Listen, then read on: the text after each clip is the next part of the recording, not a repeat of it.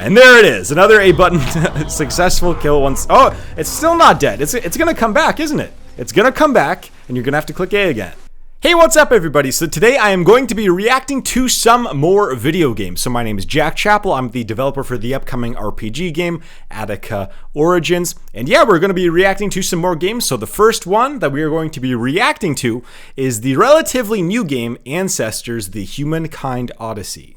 So all I really know about this game is that it's a survival-based game that takes you from the time when, from apes from millions of years ago through evolution all the way up until humankind is born. And so you're playing through that evolution of the time when humans, were apes.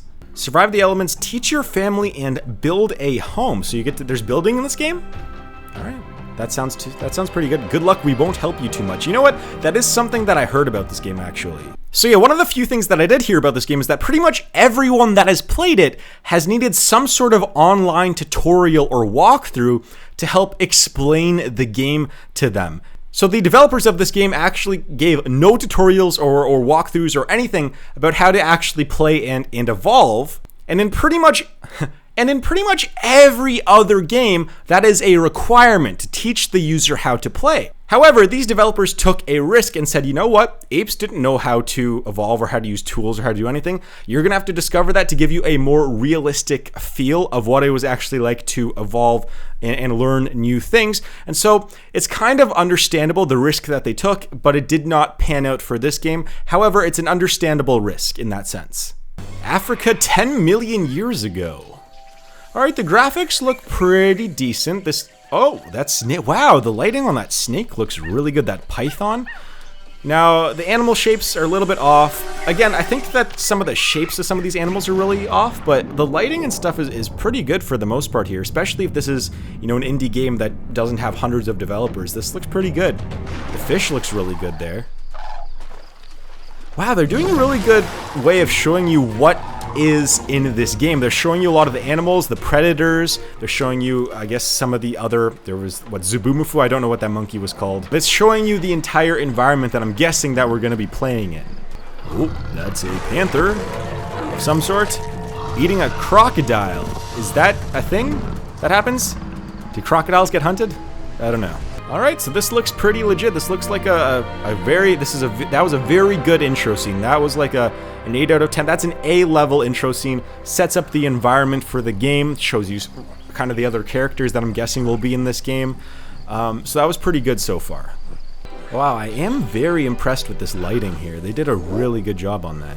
Pretty good camera work here too. So the camera, one of the toughest things to do when making these scenes, these cutscenes, these sequences, is actually, that doesn't look good, is actually the camera and tracking and focusing the camera on the certain areas that you want it to focus. And wow, that ape just died, and that baby just fell from a giant tree, and I'm guessing is not dead, or else they wouldn't have showed that. Yeah, you get to play as the baby, okay.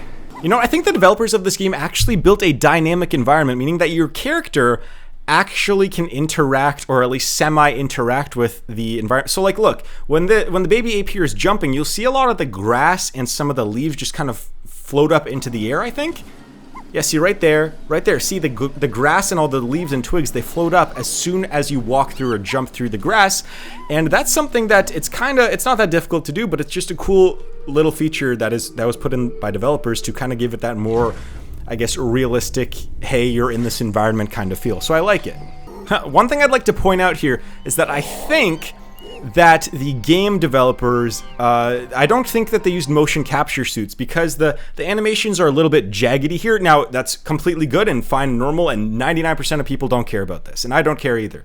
But I'm almost certain that they used hand animations. So what you have to do is the animators, for big AAA studios, is they use motion capture suits. So if you were to mimic a human or maybe an ape like this, they would go and tell someone to do a specific motion or animation with their arms and legs, and then that automatically gets put into an animation which goes onto the computer.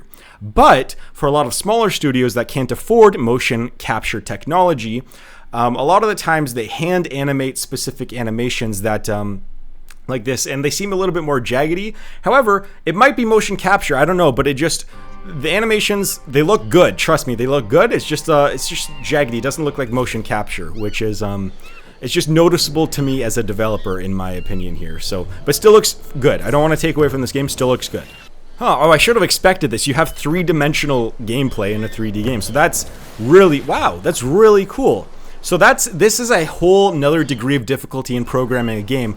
Making a game where you can jump down from one level to the other and move around. So making a game in 3 axes, so X, Y, and Z, is a whole order of magnitude more difficult than just building it in XY. So even a 3D open world game where you only travel in the X and Y axis, so pretty much along the floor, that is a lot easier than it is to make a game where you can also travel up and down, like up trees, down trees, climb things.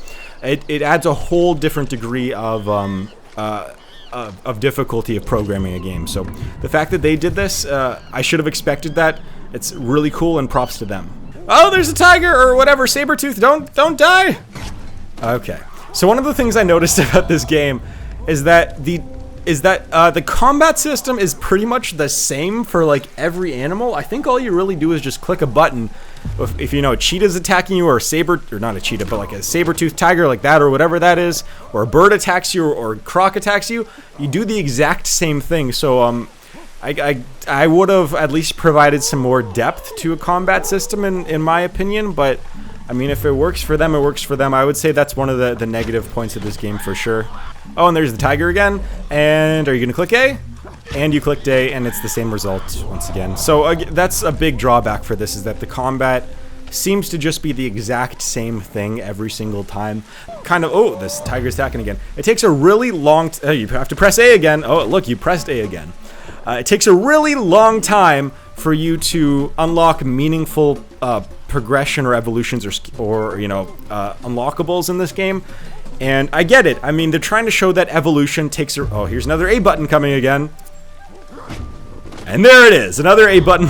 Successful kill once. Oh, it's still not dead. It's gonna come back, isn't it? It's gonna come back, and you're gonna have to click A again. And one of the things I have noticed about this game is it takes a really long time to unlock meaningful unlockables and improvements in your character. A lot of the skill points are just kind of minor improvements you don't really notice. It takes like hours and hours before you can look back and be like, hey, I actually have unlocked a lot of stuff.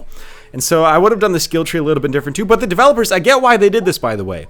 They probably did this because they want to show that evolution is not like one giant leap here, one giant leap there. It's a series of small improvements over time, or small changes over time, that result in big changes in the long run. So I get why they did this, but for a game, it's a little bit tough for gamers to get behind that. Actually, something that I should probably mention is that before I started making my first big game, which is Attika, so a game that I'd spend a ton of time on, I came up with a list of like 10 to 20 different game ideas that I would want to, well, work on. A game idea that I'd want to, you know, pursue. And one of them was kind of similar to this, in a sense where I wanted the player to take, it was kind of a mix of like Spore and maybe what this game is, where I wanted to take the player through the evolution of, well, life. And I would have done it like a perspective like this, where it's 3D, everything looks good, but have a timeline similar to that of Spore, where you start off as pretty much a single cell, or you know, maybe like an amoeba or something like that, and go all the way through up to, you know, going to space or different planets. Like, that was one of my ideas. I don't know how well that would have worked out. It probably would have been a massive challenge, but yeah, one of my ideas for my first games was actually going to be something that looked like this, so kind of cool. So the next game we're going to react to is a little bit of an old school retro game, E.T. from the Atari 2600. So this game is commonly referred to as the worst game of all time. However, I'm going to provide some backup as to why this shouldn't be considered the worst game of all time. Now, looking at these gameplay mechanics, they're really simple, and if you know what you're doing in this game, actually, you can beat this game in like 5 minutes. But let me provide you with some background information that not a lot of people know about. So back in the 1980s, a lot of the bigger games would take somewhere between 3 months and 6 months to make on average. And even before the developers started working on the game, they would usually have, you know, a month or two of kind of an idea of the game that they wanted to build. But this game, the developers were given 5 weeks. So what happened was the CEO of Atari just randomly one day after landing a deal with a licensing deal with Steven Spielberg, the CEO of Atari just went up to a developer and just said, hey, we have 5 weeks to make this game. 5 weeks. Get a story, get the characters, get the design, get the mechanics, all that done in 35 days. And so, well, they were given 35 days and they were able to pump out a game like this, which people said was pretty much for little kids, wasn't complex at the time. A lot of the other games out there, like some of the top other games out there were Donkey Kong at the time and Frogger, and those were games with like actual stories, and they had a lot more levels and stuff. And this game, when it came out, it initially was said to just be for really little kids that didn't know how to play video games. For everyone else, just ditch it. One of the worst games of all time in terms of, you know, the actual game itself. But given the background information that the developers had 35 days to make this game and sell it to 12 million people, it's an understandable reason why this game was not so good. And just one quick side note is that this game, so this ET game for Atari along with some other Atari games, they did not sell well at all. And so upwards of about 1 million Atari games were actually buried under concrete at a landfill and pretty much just said, hey, forget about these. We're not going to sell them. Don't archive them. Just put them away underground and we don't want to see them ever again.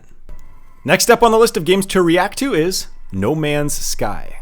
So to a lot of you out there, you may know No Man's Sky as the game that was very, very hyped up as, you know, the game with a procedurally generated universe and a game that was so big and massive and you could explore a bunch of things. And then when it landed in 2016, when it got released, it did not live up to the expectations.